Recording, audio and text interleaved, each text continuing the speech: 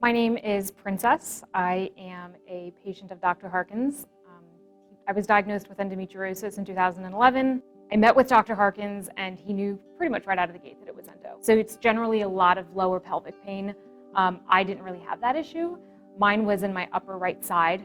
Ended up having my first surgery then. I was 29, and of course it was stage 4 endo. It was all over, bladder and bowels and all the usual places. But then I also had a massive it growing independently in my upper right side. It was flat, but it was the size of a softball. So I was certainly not imagining that pain. It was there, and he himself was surprised to see it there.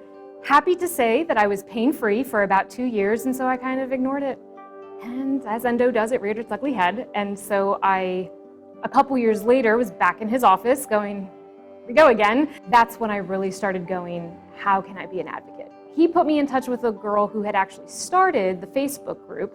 Our group is Central PA Endometriosis Support Network. We decided, let's do a conference. We need to raise more awareness. We put our brains together, and the very first year we did our conference, it was just sort of a brainchild, but it worked. And we had 60 some people our very first year.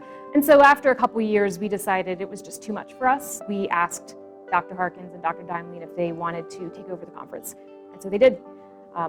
It's all about pain management, really, at the end of the day. It's just a taboo topic. Nobody wants to talk about their period. Men generally don't want to hear about it, which kind of leads to the support issue and having someone who's aware.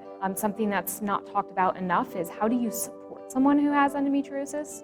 Breaking that cycle and breaking that taboo to say it's okay to talk about your period, it's okay to seek help and guidance in these areas. You have to be an advocate for yourself. You can't just sit by and let someone tell you that, it's just normal, which is why it takes 7 to 10 years on average for women to be diagnosed. So I feel very fortunate personally that my journey probably only took about a year for me to get in front of Dr. Harkins to say, this is what's going on. Without awareness, without the group, without the conference and being able to really raise awareness and to see these women who come to this conference in tears. I've heard mothers come on behalf of their teenage daughters in tears saying, what can I do for my daughter? And it's heartbreaking, but it's also so empowering, and that I would not trade this journey for anything.